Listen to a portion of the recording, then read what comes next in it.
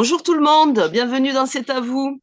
Aujourd'hui, pour cette nouvelle mise en lumière, j'ai le plaisir de recevoir Lucille. Bonjour Lucille. Bonjour. Ah, je vous entends Bonjour, pas. moi aussi je suis bien contente d'être là. Ah, Merci de me recevoir. alors Lucille, ben, je l'ai déjà accueillie dans C'est à vous. Lucille est spécialiste de la communication au vivant, aussi bien communication animale, végétale, environnementale. Mais Lucille, elle a plusieurs cordes à son arc, je vais dire. Elle s'intéresse aussi au reboutage, aux traditions païennes, au message des plantes, message de l'eau. Elle est animatrice radio sur Radio Club et des tas d'autres choses. Donc aujourd'hui, je la reçois pour nous. Elle va nous parler des fêtes et traditions païennes. C'est bien cela, Lucille? Oui, tout à fait. Oui, oui. Alors, quand tu dis multiples casquettes, en fait, pour moi, c'est la base. C'est, tu vois, c'est vraiment la base. Donc, j'ai Oui. été élevée avec une mère chrétien-catholique, ce qui fait que euh, je connais cette religion-là parce que j'ai été élevée dedans. Mais du côté de ma grand-mère paternelle, euh, c'était pas du tout le cas. C'était pas du tout le cas. C'était le monde païen, c'était les fêtes païennes, c'était un anticléricalisme viscéral. Voilà. Euh, C'était pas du tout la même chose. C'était le fait, par exemple, qu'un enterrement, ça doit être joyeux. Oui. Donc, c'était faire la fête aux enterrements. Pour toute une famille, pour toute une partie de la famille, c'était même se pochetronner aux enterrements. Euh, Ah oui, donc oui, mais aussi, pardon, c'est vraiment complètement différent. Donc c'est pour ça aussi que tu as, moi j'ai dit ces différents arcs, mais oui, c'est ces facettes qui font ta globalité. C'est aussi bien si tu viens oui, aussi bien du catholicisme que de l'anti, enfin, on va dire anti-catholique. Ça explique, ça peut expliquer toutes ces choses qui sont en toi. oui, alors le monde païen, paradoxalement, n'est pas forcément contre la religion, contre les religions chrétiennes catholiques, contre les religions du livre. Je trouve que là, Oui, je c'est porte un vrai, je me message suis. Oui. Non, non, je trouve là, je porte un message qui est important. Ça, c'était propre à la famille de mon père, Oui. si tu veux, cet anticléricalisme viscéral, mais que j'ai aussi, hein, d'ailleurs. Hein. Mais c'est pas pour ça qu'il faut être opposés aux religions du livre. Voilà. C'est plus eux qui, à un moment donné, ont vraiment, euh, tu vois, avec l'obscurantisme, avec tout ça, avec la chasse aux sorcières, ont vraiment fait du mal au monde païen. Et c'est sûr qu'il y a des réminiscences. Il y a des réminiscences. Moi, c'était ce qu'il y avait dans la famille au niveau de mon père. Tu vois, Oui. au niveau de ma grand-mère, surtout, il y avait cette façon-là de voir la vie, de savoir les choses aussi. Ça veut dire aussi, je pense que là, on va parler un petit peu plus profondément, tu vois, de santé globale et de ce qu'on est venu faire sur Terre ou de ce que l'on fait sur Terre. Eh bien, en fait, la mort, c'est une libération. Ah, c'est une C'est façon une de voir. libération. Oui. Et donc, c'est festif. Et ça reprend toutes les grandes traditions nordiques, les traditions païennes aussi, tu vois, tout ce qui est en lien avec le carnaval. En fait, le- l'incarnation, si on essaye là de parler un petit peu du monde païen, tu vas voir que quelque Oui. part, ça rejoint aussi des grandes traditions, notamment du grand transporteur en bouddhisme, qui est de se dire qu'en fait, on a une incarnation comme une prison. Et que cette incarnation, quel que soit le corps que l'on ait, donc ça peut être un corps humain, mais ça peut être un corps animal, ou ça peut être un corps végétal, ou même d'une pierre, c'est pour expérimenter quelque chose qui va animer l'âme, dans le sens anima, tu vois, dans le sens D'accord. latin. Et donc, quand on a fait notre expérimentation, Donc, ça peut être mort-né, ça peut vivre 24 heures, ça peut vivre 100 ans. Il n'y a pas La problématique de la durée est complètement humaine, que l'on trouve ça normal ou anormal. C'est pas Oui, ça le principe du monde païen. C'est de se dire que quand on a appris, hop, on est enfin libéré de ce fardeau. d'accord. Et oui, c'est une autre Et on conception des peut... choses, hein. Oui, mais c'est une conception, comment je dirais, très joyeuse. Oui, oui, j'entends, j'entends.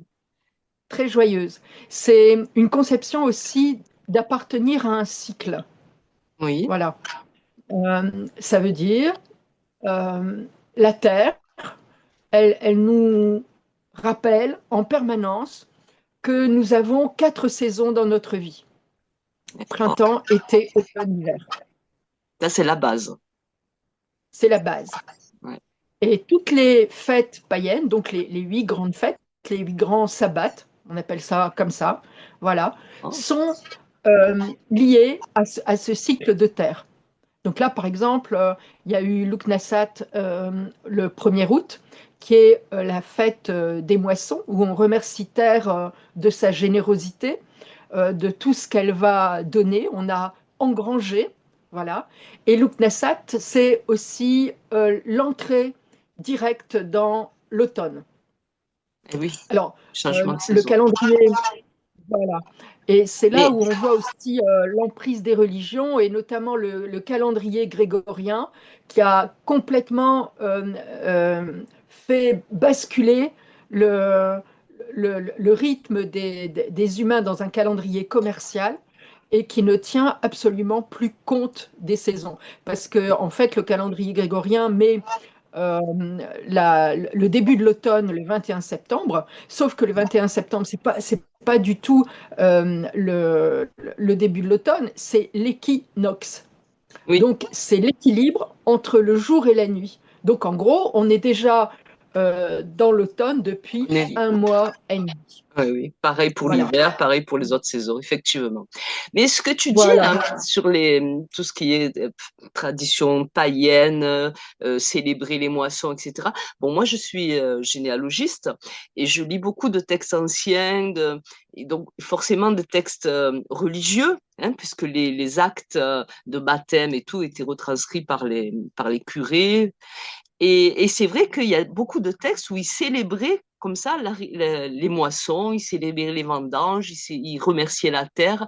Ça a toujours existé, même catholique, pas catholique ou protestant, peu importe. Les hommes l'ont toujours fait, je crois, de ce que j'ai vu, moi, les humains l'ont toujours fait. Oui, oui, oui, oui, parce que alors, tu vois, je trouve que c'est intéressant ta remarque parce que ça met aussi en lumière quand on dit la France, c'est judéo-chrétien, tu vois, mais non, pas du tout. C'est comme si la France avait commencé à Clovis. Enfin, attends, il y a quand même du vécu avant, hein. Et après, avant que la religion chrétienne catholique devienne une religion d'État et s'impose, il y a eu une cohabitation. Cette cohabitation, on la voit notamment au niveau des cathédrales, tu vois, Chartres, Amiens, Reims, voilà, mais aussi dans les monastères, voilà, les grands sites. Je dirais moyenâgeux, mais dans les cathédrales, ce sont des sites au double culte. Ça veut dire qu'il y a à la fois le culte païen, c'était ouvert aux païens pour le culte païen, et c'était ouvert au culte chrétien catholique. Donc là, tu vois, on est encore avant le protestantisme. Euh, et, euh, et après, si tu veux, ça s'est vraiment gâté. On va dire ça comme ça. Il y a eu la chasse aux sorcières, il y a eu euh, la volonté de récupérer, de s'accaparer les lieux de culte uniquement pour la religion chrétienne catholique. Et pourtant, quand on va dans les cathédrales aujourd'hui, on se rend bien compte de tout ce monde païen qui est présent dans les feuilles, dans la décoration, dans les vitraux, dans les tableaux, dans la façon dont les églises sont tournées sur les lieux sur lesquels elles sont bâties. Et puis, bien sûr, la grande prêtresse, la grande déesse au niveau du monde païen, qui était présente dans les cathédrales également. Et c'est très représentatif, notamment sur Chartres, parce que si tu veux, quand il y a le culte païen, eh bien, on a le culte des Vierges noires. Voilà, ce sont les Vierges païennes. Et Chartres est construit sur un lieu païen. Et Donc, quand on dit lieu païen, je te coupe, mais c'est vrai que ce que tu dis, on le constate même dans nos églises et nos cathédrales. La semaine dernière, justement, j'étais à Reims. J'ai pu visiter la cathédrale, mais j'ai visité aussi la basilique Saint-Rémy. Et il y avait, je crois que c'est l'archevêque, je ne sais pas trop sa fonction, je m'excuse si c'est pas ça, qui nous expliquait que début octobre, il allait y avoir une grande fête, même païenne quelque part, où ils allaient faire descendre le grand luminaire, allumer toutes les bougies, mettre je simplifie, mais des fils dessous. Quand ça allait s'embraser, et de la façon dont ça allait s'embraser, c'était signe de bonne récolte ou pas de bonne récolte pour l'année à venir. Donc voilà, c'est aussi le païen qui vit avec le chrétien. C'est vrai que les hommes ont toujours fait ça, oui. hein, toujours. Si tu veux, ce qui se passe, c'est que quand il y a eu la montée en puissance de la religion d'État, ils se sont rendus compte qu'ils n'arrivaient pas à enlever, éradiquer le côté pieux, tu vois, le côté simple mais rempli de bon sens. Il faut savoir que la population, elle était à 70 ou 80% d'agriculteurs, hein, c'est ça. Ah, oui. Donc des gens qui élevaient et qui avaient les mains dans la terre du matin au soir et du soir au matin. C'est ça, et qui Donc, connaissaient, c'est vrai que les gens connaissaient, nos ancêtres connaissaient bien la terre, le vivant à cette époque-là. Ils savaient, voilà. ah oui, oui, tout ce qu'il fallait, oui.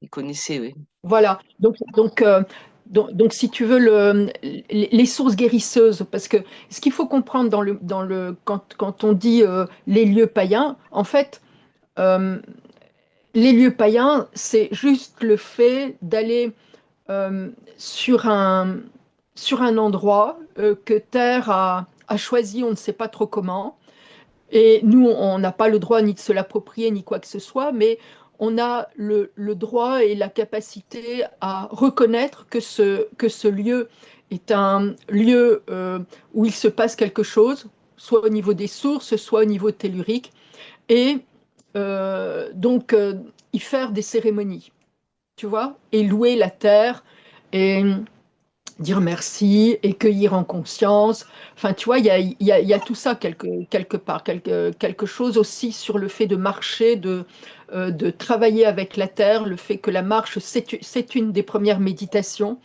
Pèleriner, tu vois, c'est aussi quelque chose d'extrêmement païen sur le fond. Moi, j'en vois encore et toujours mes clients à certaines sources dans le nord, dans le Pas-de-Calais, dans l'est de la France, en Belgique, sur le sud de l'Allemagne, suivant les problématiques qu'ils peuvent rencontrer. Et je leur explique comment on pèlerine, parce que si tu veux, il faut tourner dans un certain sens. Il faut essayer de se dire que tout le cérémonial qui a autour nous permet de rentrer dans un état, une forme d'état un petit peu hypnotique, Oui. comme les derviches tourneurs, et du coup d'être vraiment centré sur la chose que la Terre va offrir. Et après, tu vois, si on en revient à la religion chrétienne catholique. Moi, quand on me pose la question aujourd'hui, quel est mon ressenti par rapport à la religion chrétienne catholique, bah écoute, il y a quand même un truc qui a été extrêmement positif dans cette histoire, c'est que en voulant s'approprier le culte païen et après en disant qu'il y avait eu un saint machin à tel endroit, un bâton de bois à tel endroit, enfin bon, des histoires un petit de récup, hein, comme ça existe, je pense encore aujourd'hui, tout à un moment donné l'humain est dans la récup, eh bien ils ont fait construire des chapelles. Tu Oui. vois? Et l'air de rien, ces chapelles, ces églises, la cathédrale de Chartres, sont devenues des monuments historiques. Oui. Et ça, à mon sens, ça n'a pas de prix. Parce que tu vois, le monde païen, euh, comme on appartient à un cycle, en dehors des menhirs et des dolmens et de certaines pierres, certains cailloux, on a vraiment euh, une- quelque chose qui se passe avec les arbres, tu vois, et aussi quelque chose qui se passe avec la terre. Du coup, paradoxalement, on n'a pas le droit de construire, et oui, et d'abîmer. Ah oui, oui, je comprends. Donc, dans la façon de croire, tout est extrêmement éphémère. Mm. Et s'il n'y avait pas eu une religion du livre et de la pierre, donc de choses inscrites dans la matière, alors que nous, il y a quelque chose dans la légèreté, la non-matière, euh, eh bien, écoute, ces lieux auraient complètement disparu. On n'aurait Oui, plus d'arbres à l'oak, on n'aurait pas de petite chapelle, on ne saurait pas où la source elle est. Euh, il y aurait il y aurait un immeuble ou une autoroute de construite à la place. Tu vois, et oui, oui. tout, Oui, tout, donc c'est important, oui. oui, tous les sites avec la surpopulation humaine aujourd'hui seraient complètement éradiqués. Mm. Éradiqués.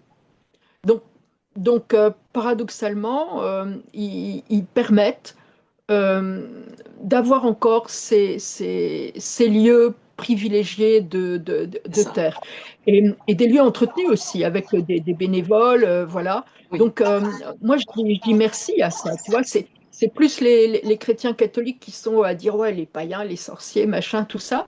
Et en fait, nous, sur le fond, quelque part, on dit, bon, ok, ils ont voulu s'approprier le truc, alors qu'en fait, c'est à personne, c'est à tout le monde, c'est un cadeau Mhm. de terre. Mais dans la société dans laquelle on vit, faut reconnaître, heureusement qu'ils ont fait ça. Oui, ça protège, oui. Oui, ça Si, protège. si je veux recentrer maintenant, parce que je vois que l'heure tourne, mais c'est très intéressant de t'écouter. euh, c'est- c'est- pour résumer, c'est quoi c'est quoi l'importance des fêtes païennes et de maintenir ces traditions maintenant, à l'heure actuelle?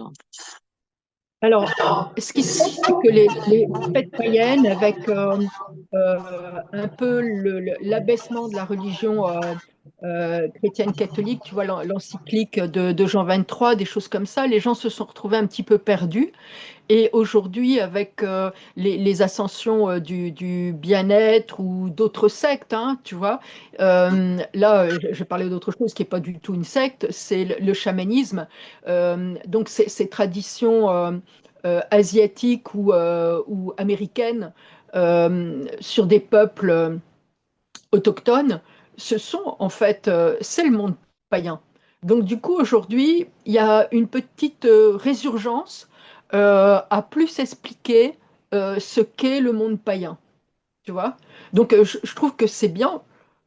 Pour moi, la seule difficulté, c'est que on se l'approprie en partant des traditions, euh, tu vois, d'ailleurs, qui sont quand même encore un peu différentes des nôtres, plutôt qu'en partant vraiment des traditions locales et des sources locales et des fêtes locales et comment on se les approprie pas seulement en se souvenant, mais en étant en capacité de suivre les événements de la nature et les plantes de la nature.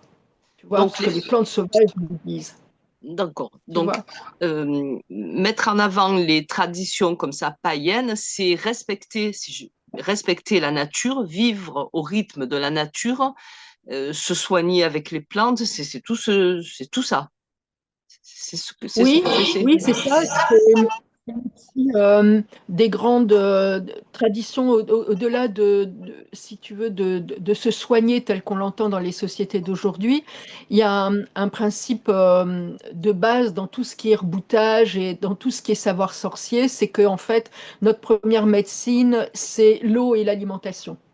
Et Oui. c'est notre responsabilité au niveau de l'eau et de l'alimentation et notre responsabilité de ce que l'on fait rentrer dans notre corps. Oui. Tu vois? Autant au niveau des drogues donc aussi des drogues allopathiques, mais aussi la cigarette, l'alcool. Enfin, tu vois, on peut pas dire d'un côté je fume, mais je veux me soigner d'un cancer. Enfin, tu vois, il y a Oui. quelque chose là qui est qui est complètement illogique. Tu vois?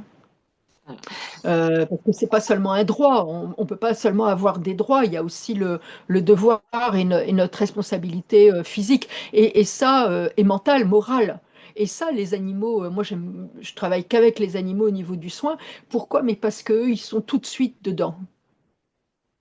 Il n'y a pas de justification, oui, mais j'ai le droit, oui, mais j'ai un statut social, oui, mais ça me donne des sous, oui, mais j'ai fait un burn-out. J'ai aucun animal qui me sort, tu vois, ce genre de conneries. Ce qu'ils veulent, c'est vivre leur incarnation et, et la vivre le mieux possible et être d'accord pour aller mieux, que ça soit moralement, émotionnellement ou physiquement, Justement, tu parce vois. que tu parles de moralement, j'ai l'impression, dis-moi si je me trompe, que quand on vit au rythme comme ça de la nature, ou on essaye en tout cas de vivre au rythme de la nature, d'être plus à l'écoute et tout, on n'a plus ce stress, ces gros problèmes de la ville où il faut aller vite, stressé.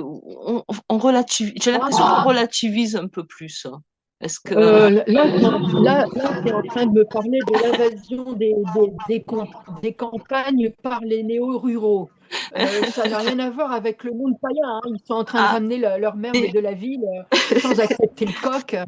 Donc, j'ai l'impression que justement en ville, quand on n'écoute pas tout ça, on est à fond, stressé et tout. Et que quand on est, j'ai l'impression que quand on est plus à l'écoute du rythme des saisons, on prend plus le temps et donc on vit mieux. On vit mieux, moins stressé. Enfin, est-ce que tu le... je peux pas. je- je- je- j'ai du mal à te dire, ne serait-ce Ah, que parce que je mets pas une patte en ville. Comme ça, c'est vite réglé. d'accord. Euh, Ouais, ouais, c'est mes clients qui sortent des villes pour venir me voir, ou bien c'est par téléphone. Voilà, tu vois, je peux avoir, voilà, je pense à Ouflande sur Saint-André. Effectivement, là, je me rapproche un petit peu de Lille ou Saint-Solve. Mais si tu veux, j'arrive, je me casse dans mon petit lieu où j'ai mes rendez-vous, et le reste, je vois rien en fait. Mais Tu donc, vois, c'est ce je me que je pose là dis. pour. Tu vis de façon euh, plus sereine et moins pas stressée. Et je plus... pense C'est pas. ça? Honnêtement, perso, je pense pas que ça soit ça. Je pense que c'est carrément une coupure et une fuite avec l'humain, quoi. Ah, carrément. Je veux pas Ouais. voir ça. Je veux pas. D'accord.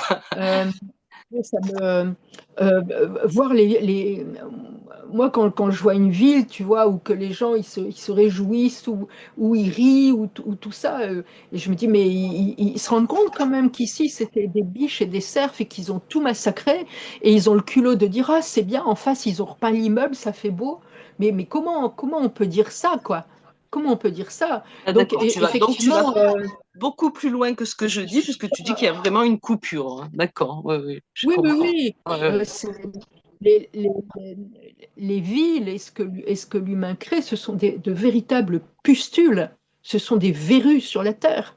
Et la Terre est vraiment dans un état de destruction de Je, dingue, je avec suis des choses d'accord.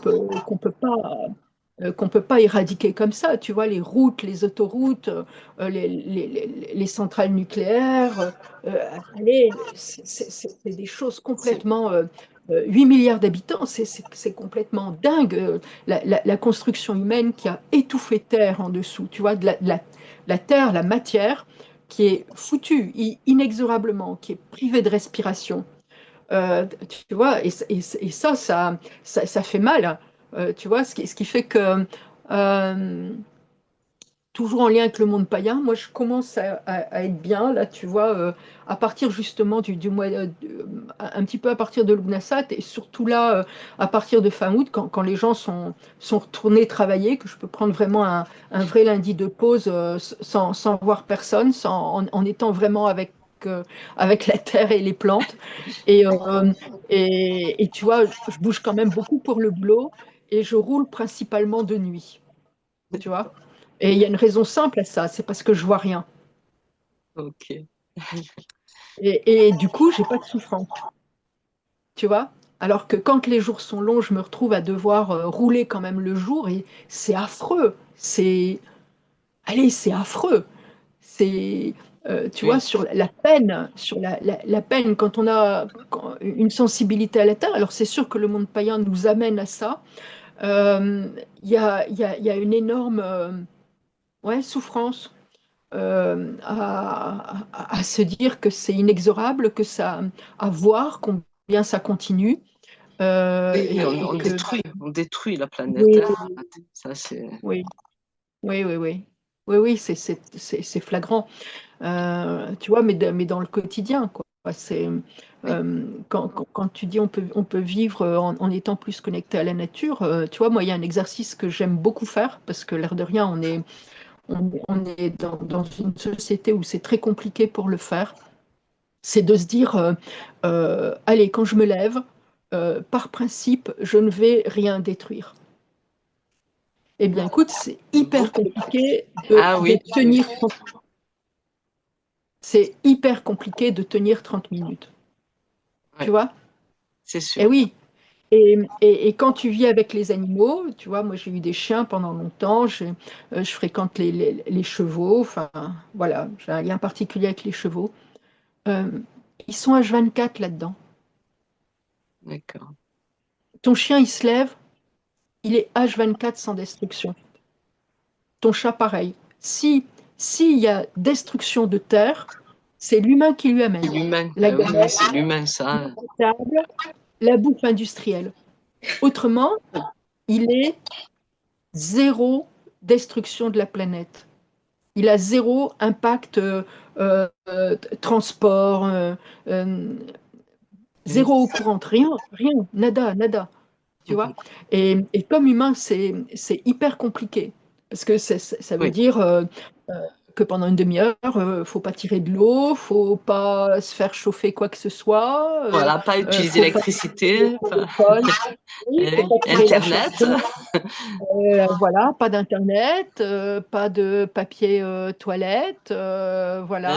C'est compliqué à l'heure On a, actuelle. on a, on a, on a le droit à rien, tu Eh vois. oui, Et, et c'est très compliqué parce que très rapidement, tu as la société qui te renvoie au travail, voilà.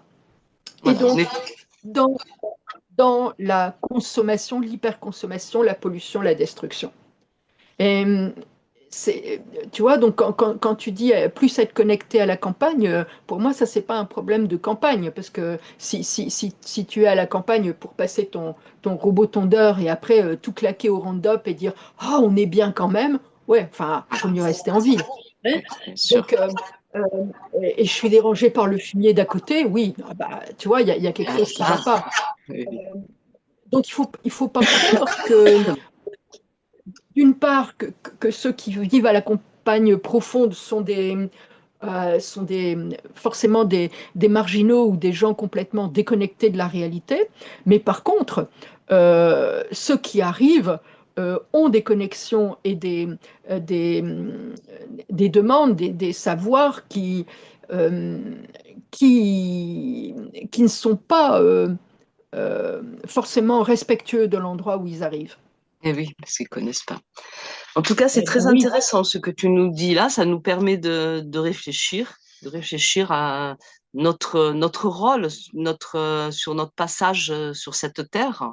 Qu'est-ce qu'on peut faire, qu'est-ce qu'on peut pas faire, qu'est-ce qu'on a le droit ou pas de faire. C'est vrai que ça fait du bien aussi de prendre le temps de réfléchir à tout ça. Comment respecter notre environnement, notre planète qui vraiment aurait besoin qu'on la préserve un peu plus, qu'on la respecte un tu peu sais, plus. ça va dans nos actes au quotidien. Oui, bien sûr. Comment je respecte la mouche? Je ne suis pas là à dire qu'elle nous plaise ou qu'elle nous plaise pas, c'est pas ça le problème. Elle a le droit de vivre. Donc, comment on la respecte? Qu'est-ce qu'on met en place? Qu'est-ce qu'on met en place pour que les bourdons, les abeilles, les oiseaux puissent boire? Qu'est-ce qu'on met en place pour les fourmis? C'est pas la souris ou le rat qui sont le nocif. Faut pas l'oublier. L'humain, en construisant, a pris le territoire des Eh oui, souris, des rats, des c'est lapins. ça. Et là, Ouais. maintenant, quand il y en a un, on dit, t'as pas le droit.